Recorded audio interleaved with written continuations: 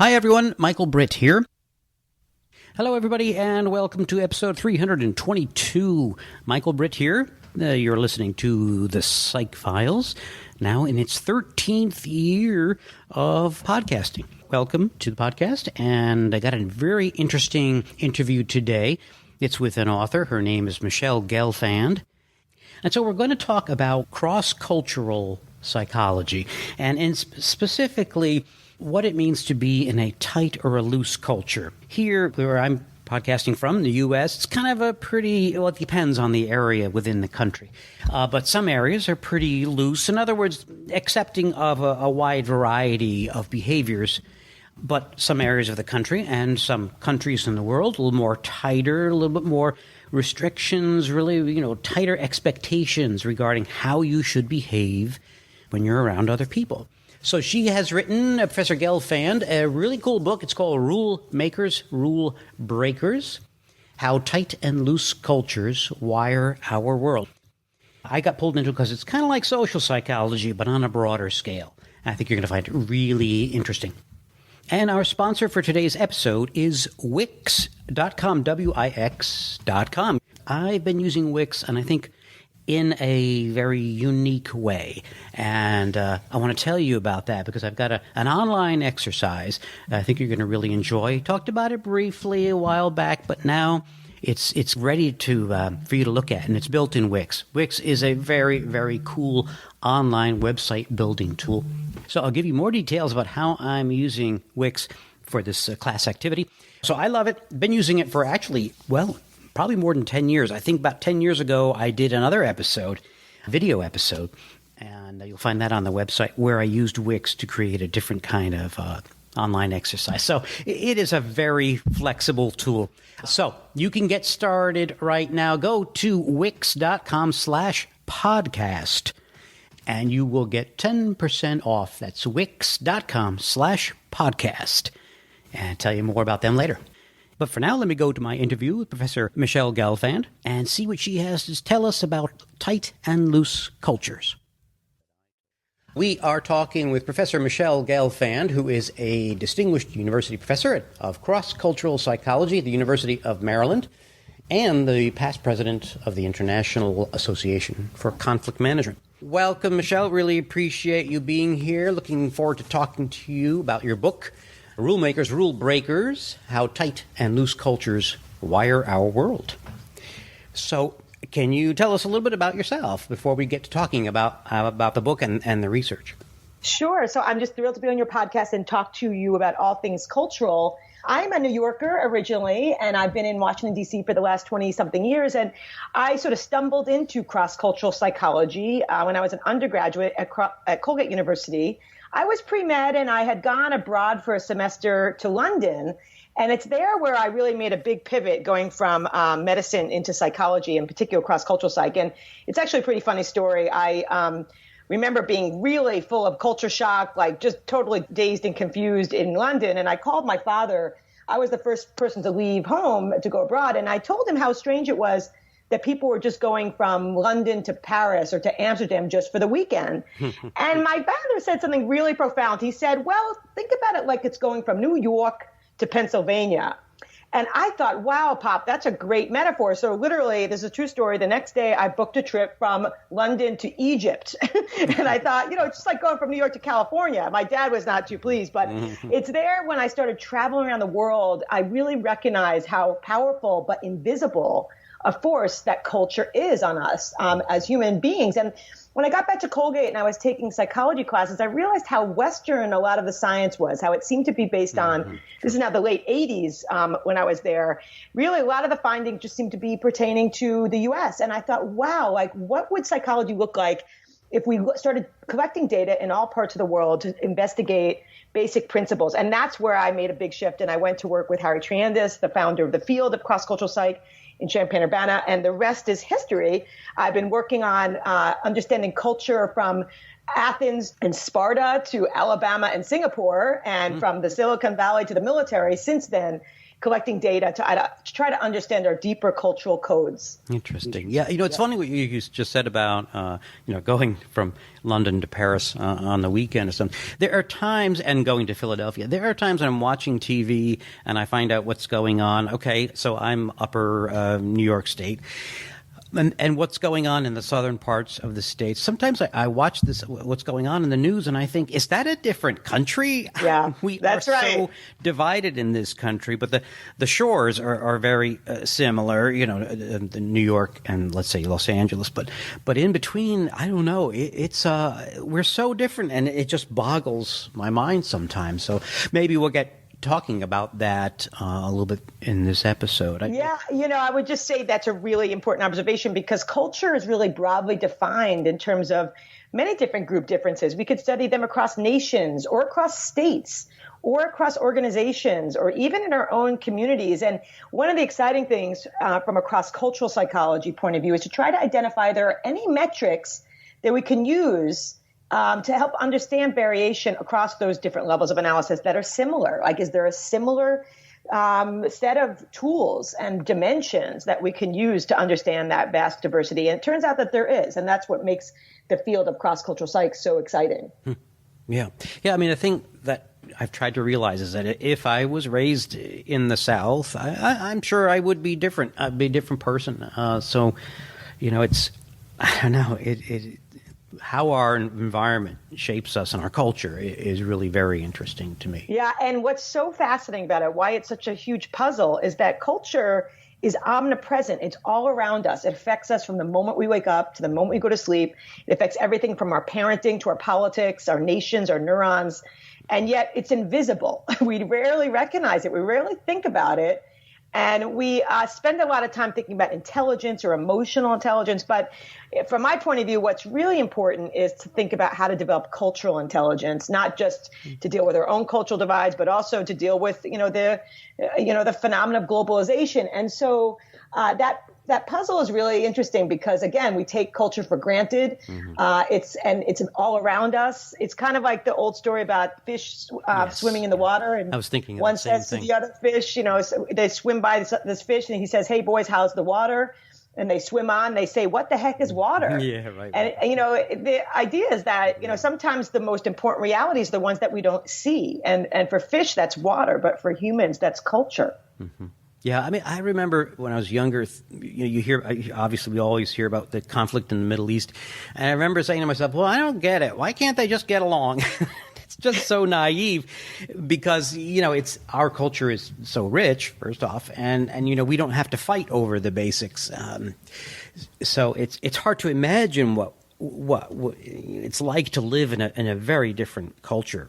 Yeah, that's right. I think, and also even more, you're right. Like, actually, the old historian Herodotus said that, all human cultures are ethnocentric. We think that our way of doing things is correct. But what we miss out, and this is what we study in cross-cultural psychology, is why cultural differences evolve in the first place. What makes our differences make sense? And that's something that I'll talk to your listeners a little bit more about in terms of what I wrote about in Rule Makers, Rule Breakers, because that helps us. Once we understand why cultural differences evolve, we can have more empathy for other people's attitudes, norms, values, and so forth. All right. Well, since maybe we start with sort of the central concept in your book, which is the tight versus loose cultures. It's right there in the title. Do you want to tell us a little bit what do you mean by a tight culture and a loose culture? Sure. So, a lot of times when we think about our differences, we tend to focus on rather superficial types of characteristics like red versus blue or east versus west or rich versus poor. But I started to think about what are the deeper cultural codes driving our behavior. And a lot of it has to do with how strictly groups adhere to social rules. And all groups have rules for behavior that even are unwritten and sometimes become formalized. And we need rules to coordinate, to survive. I mean, we follow rules all the time, constantly. We don't drive on the other side of the street depending on where we are. We wear clothes when we go outside, most of us. We don't face the elevator backwards and push all the buttons, and we don't steal food off of people's plates in restaurants, although we could try to do that and see how people react. It's really when you realize, like, when you break a rule, that's when you realize how important they are. And it's really incredibly fascinating because rules help us coordinate and predict each other's behavior. And they're a distinctly human invention. And they really are the glue that keep us together. And the idea in the book is that glue, it tends to be stronger in some contexts than others. Some cultures are tight. They have stricter rules and punishments for violating rules, and others are loose. They're more permissive and have a greater deal of latitude. And this distinction turns out to be a really important way to understand national differences, state differences, organizational differences, even how we parent our kids varies on this distinction.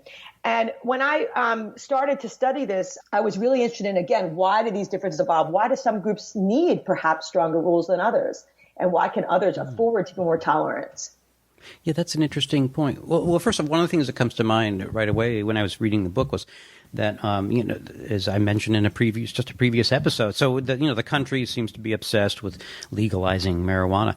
And I remember 20 years when I was a young man, I learned that marijuana was being sold on the streets in Amsterdam. And it's like, oh, really? Wow, that's amazingly so different. And you mentioned the Netherlands in your book and how that is an example of one of the loose cultures, right?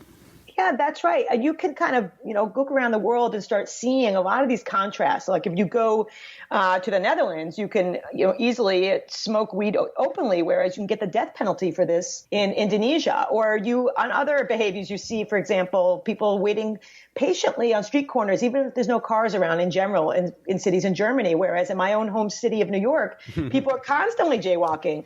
There's just astonishing number of differences where you could start thinking about this as how strict or permissive our societies. And actually, I've worked with anthropologists to look at pre-industrial societies, and we've been able to show, just like we can put nations on a continuum of tight and loose, we could see that even in pre-industrial societies varied on this very dimension also. Maybe it didn't have to do with jaywalking or marijuana, but it still is a dimension that we could see is not just relevant to the modern era. It really is something that's been around for millennia.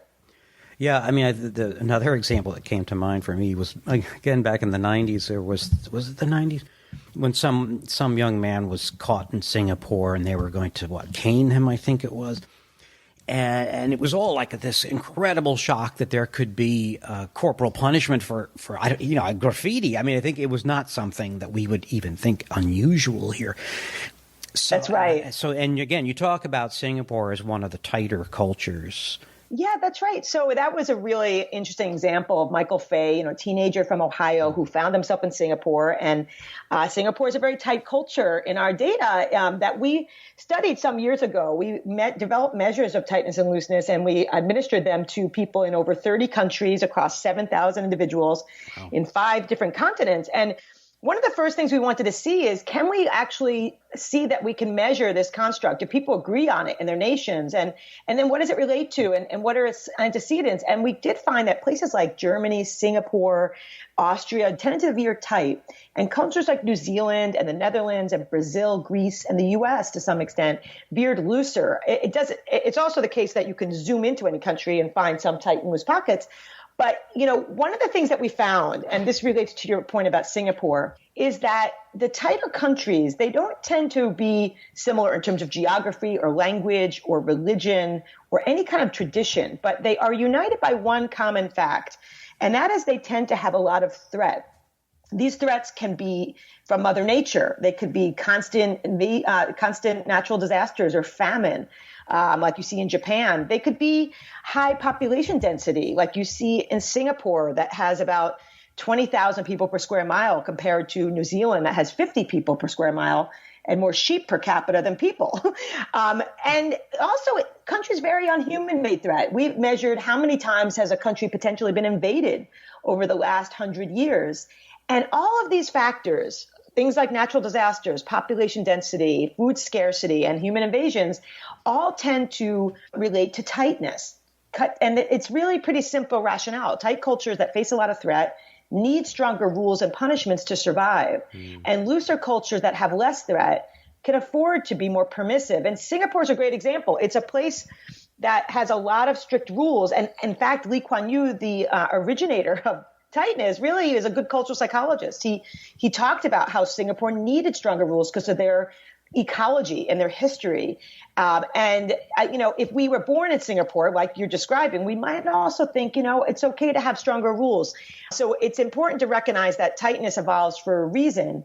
And not all cultures that are tight have threat, but it's a pretty good predictor, not just at the national level, but at the state level, organizational level, and so forth. Yeah, I think here's a current event that maybe you want to comment on. I'm just curious about this. So we had the sad shootings in New Zealand, and that's a loose culture, if I'm right. That's right. And so now the Prime Minister is talking about seriously enacting gun laws. Now that would be, in our country, of course, we can't get anything done. So how do you imagine a loose culture like New Zealand will react to tightening gun restrictions? Well, it's a really good question. And actually, it points to a broader principle, which is that tight loose is dynamic.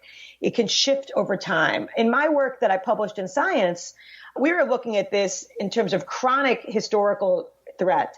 But threats can come up, temporarily. They can happen immediately. And what I've seen in my own research, whether it's in the lab or the field, is that once we perceive a threat, it actually almost immediately tightens individuals. So, for example, after the Boston bombing, we collected data and found that people who felt very close to the bombing, that were very closely affected by it, wanted stronger rules. They felt the U.S. was too loose. In the laboratory, we can see that if we activate population density or disasters or invasions, terrorism, people, again, start to want stricter rules.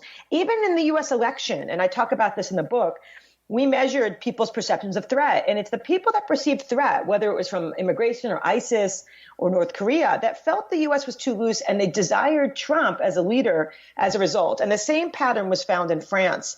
And so as a general rule, real threat or even fake threat can tighten groups.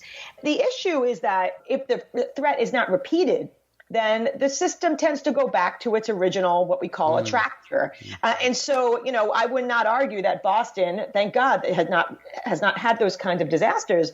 But had it continued, then we might see some sustained tightness. But when you're in a loose system and you don't have that sustained level of threat, then it probably wears off after a little while. And we could see that in some of our computational models that we published and that I talk about in the book.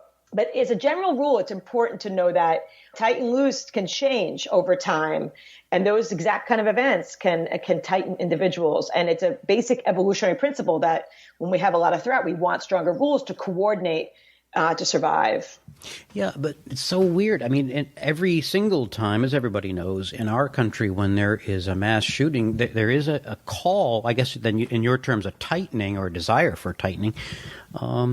But we are quick to let that go. Yeah. Well, that's again because in a sense, the United States, as you mentioned earlier, it is divided. And we actually published a paper that shows how the 50 states rank on tightness and looseness. So rather than red versus blue, we could see shades of tight and loose. And in the map that we published, that's also in the book Rule Makers, Rule Breakers, you could see that the southern states tend to be tighter and some of the Midwestern states and the East Coast and the West Coast tend to be looser. And when we track natural disasters and food scarcity, we can see they have a strong connection with tightness in the U.S. 50 states. And so even in the United States, some groups are tighter than others, even just based on their ecologies. And then, as you mentioned, at the same time, overall, the U.S. compared to Japan or compared to Singapore tends to veer loose. Mm-hmm. And in fact, in a paper we just published in Nature Human Behavior, we tracked the loosening of American society over the last 200 years.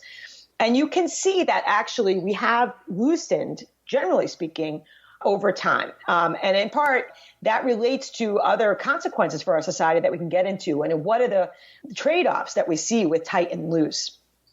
I grew up in the 60s, and so it was a common time. IBM pretty much mandated the white shirt and tie. That's right. Now, of course, that's gone. And I think one of the things you mentioned in the book is how you've noticed, and I have as well, that students will come to class now, in pajama bottoms or something. I mean, it is amazing. And that the thing, I'll never forget looking out the window while I was teaching one day, and I saw a student coming to class, and she had a blanket around. So not only was she in pajamas, but she had a blanket. And, okay, what are you going to do? It's just, we're very loose and we've changed so much since the 60s. But that's right. And actually, those differences in the classroom, they're pretty pronounced around the world. The U.S. might have much more latitude in classrooms. You see a wider range of behavior, people wearing pajamas, people listening to music on their headphones, reading the newspaper. In other cultures that are tighter, you don't see those kinds of behaviors. You see a much more restricted range of behaviors in classrooms. And that's what's so interesting. We all go through situations on a daily basis that vary on tightness. So, if we're in a funeral or a job interview, even Americans tighten up, right? That we know that, there's not a lot of acceptable behavior in those situations, but somehow in classrooms or, in other contexts on campuses or public parks, on city streets, you see much wider range of behavior. And in all cultures, we could see that situations vary on tightness, what Michelle called situational strength. But still we see that, for example, a classroom is much tighter in Japan than it is in the United States. In Pakistan, being in a public park, there's a more restricted range of behavior than there is in the United States. So what's universal is that situations that we're in vary on tightness and the amount of constraint we have, and we're able to constantly navigate those differences. But as a general rule, a lot of situations tend to be looser in the United States, where there's a wider range of behavior that is tolerable as compared to some other tight countries. And it's really important, when we have students coming from other nations to the United States, and they ask me, what are the rules? Like, what's happening in these classrooms? Mm-hmm. I have to try to explain this is a cultural issue. This is not any kind of disrespect to me as an instructor, kids, even in high school. I know you have a lot of high schoolers out there. People come from different cultures, immigrants coming to this country that might have a lot of tightness in their home. And then they come to an American school and there's a much more permissiveness, and they have to navigate those transitions. They're almost like code switching between tight and loose in a much more dramatic way than my kids would be, for example, who come from a rather, at least moderately loose household. We have some domains in my house that are tight, and we actually talk about it. We negotiate tight loose in my household, what domains have to be tight and which ones can be looser. But nevertheless, the transition between my kids from my house into their high school is going to be much different than kids coming from other cultures where they're coming from tighter countries in the first place. Well, let me bring in a recent example and a movie that I loved. I love to bring in movie examples. Bohemian Rhapsody. Mm-hmm. So you've got this has got to be a common theme in a lot of movies. But so you've got Freddie Mercury's parents come from Zanzibar. It's a traditional household, and then they learn that. So the thing in everyone's mind once they realize that Freddie is gay is how are his parents going to react to that? Yeah. At the end, it looks like everything will be fine. But as a parent, it's just you see stuff going on and today, and you're like, wow, that's just so much looser than things were when I was a kid. Another example that comes to mind, actually listening to another podcast, they happened to mention that in some K through 12 schools, I don't know if it was China or not, they don't have janitors because the children are tasked with keeping the school clean. And as a result, the school's clean. And you're like, hey, that sounds like a great idea. Well, that's right. It brings up a broader point about tight loose. My research, people are always asking me which is better, tight or loose. And I always say neither. They each confer really important benefits to groups, and they each have liabilities. So, for example, something you just mentioned, tight cultures tend to have a lot of order, and they tend to be cleaner in general. Mm-hmm. They tend to have less crime. There's a great example on Wait, Don't Tell Me show, NPR, where Peter Sagal's asking the audience, what do Japanese policemen need more of? And we're all guessing they need higher pay, more vacation time. And it turns out they need more crime, because Japan is so low on crime that there's some places where Japanese policemen are trying to egg people on to create crimes. And so order and synchrony and cleanliness, uniformity is something that's really high in tight cultures. We've actually measured car uniformity, clothing uniformity. Car uniformity? And, what kind of cars people buy, the makes of cars that people buy. People are more in sync in tighter cultures. Even in some data, we see that you can look at the times on city streets And actually, the clocks on city streets in tighter cultures tend to be really, really synchronized. But if you go to a country like Greece or Brazil and you look at city clocks, they're not really aligned. You're not quite sure what time it is. We have data that we publish that data in Science.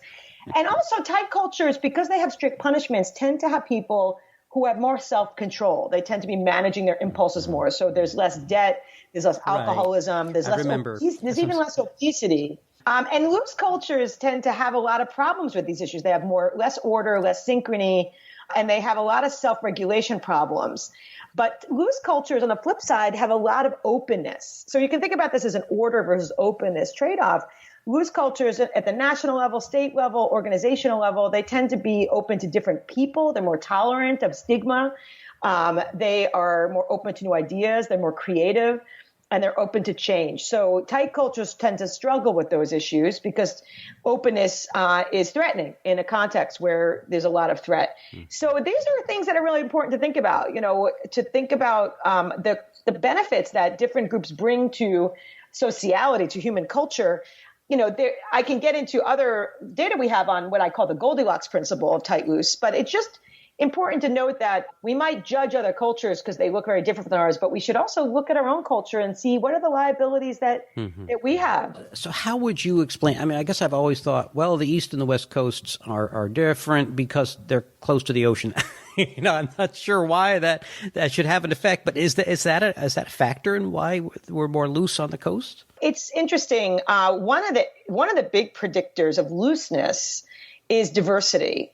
And the coasts for many, many hundreds of years have had way more diversity in terms of the type of people that settle there. If you look at New York in the 1800s, it was already a very vibrant intercultural kind of place. And also the people that moved out to the coasts were very risk-seeking. They were people but if you look at census data, and I report this in the book, by 1850, the number of different groups living together in California is just astonishing if you look at diversity.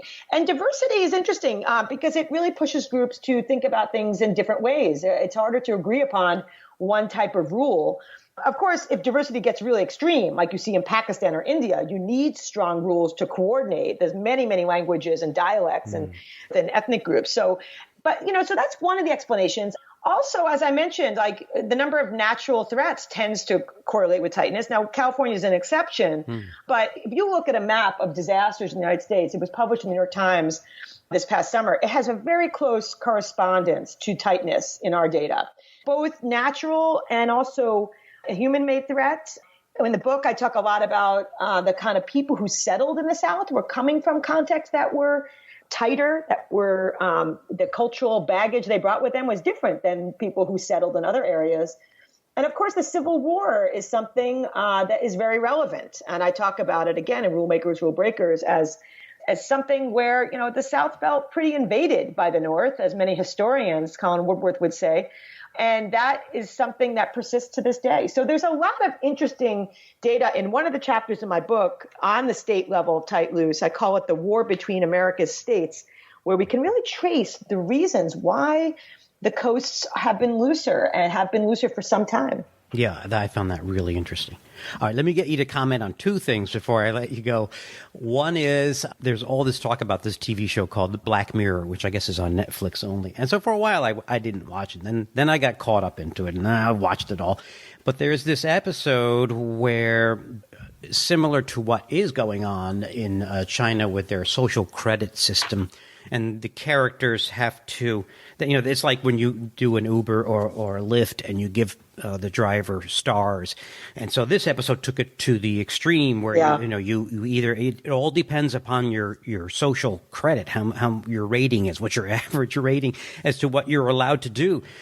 So what are your thoughts about this, the social credit system? Well, it's just the broader issue here is that people who are monitored, and we know this in psychology for many years, whether it's by these kinds of governments or by just people feeling accountable, tend to behave better. They tend to follow rules more. If you think about the internet, it's a very loose world. It's a wild west because There's very few rules, and people do things when there's no one watching them and there's no accountability.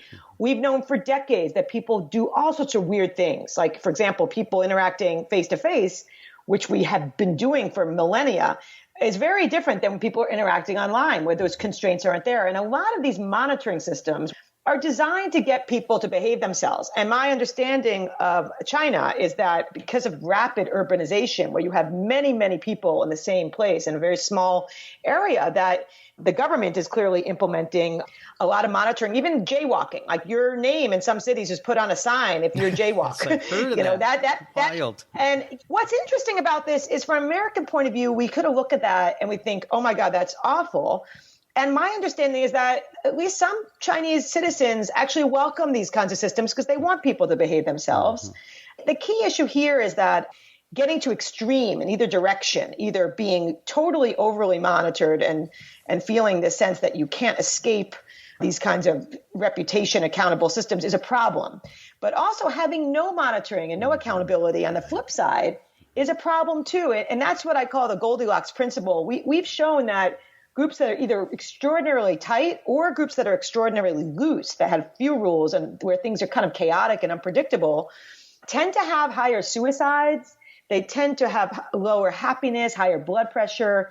They're for different reasons. You know, if you live in a very repressive kind of context, you feel you want to escape, as Durkheim said, because you feel you have so little control. But if you're in an extraordinarily loose context, things are really chaotic and unpredictable. And you know, what I talk about in the book is that we as humans, we invented social norms and we have the power to tighten rules and norms when they're getting too loose, like on the internet, or we have the power to loosen norms that are getting too tight. On my website, I have a quiz that you can see where do you veer, tight or loose. And then we think about what kind of jobs we want, what kind of occupations and organizations we want to be in where we spend so much time. And it's important to diagnose the tight, loose nature of those organizations to see how well they match our own mindset. Well, you know, I remember reading about the disadvantages of a loose culture. It made me think about the book Paradox of Choice, which then you mentioned it in a few paragraphs later on, and I'm like, oh yeah, I had that. I saw that coming.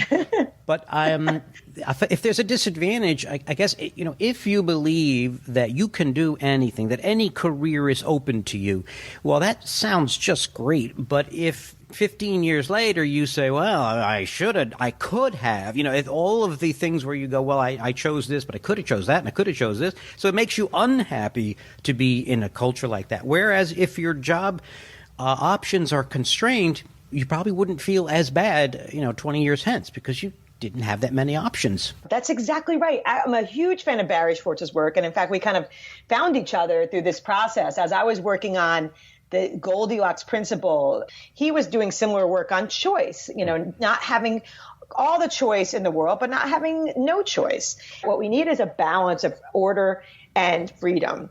And that when we start getting unbalanced in the direction, we need to take efforts, and we can. We've seen a lot of examples of when people do this, where we can actually change and recalibrate the strength of norms in our contexts. Mm-hmm.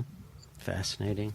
It also applies to our own households. You know, as I mentioned, that as a parent, we sort of sit down and say, okay, what domains need to be tight and which domains can be loose? And I concluded that, much to the dismay of my husband, who veers tighter, that the kids can be messy. You know, that's not one domain I really care about. You know, if we're going to give a little freedom, a little choice in what domains can we do that in, that's one that I would nominate, that you just close your door. I'm not looking at your room, you know. Well, you know, that reminds me of the whole tiger mom thing. That was bigger maybe 12 years ago, which made, you know, all parents think for at least a little bit, should I be more strict, or what are the disadvantages of that kind of tiger mom, helicopter parent sort of thing? That's right. Research on parenting shows the same curvilinear effect, meaning that super helicopter-like parents, as well, the laissez-faire parents who let their kids do anything, produce really problematic kids. And so the important point from my point of view is that we can negotiate these things. It's not either or. It's which domains need to be tight, which domains can we be looser in? Let's talk about it. Let's use the language and our understanding of it to kind of think mindfully about the kind of worlds we want to live in.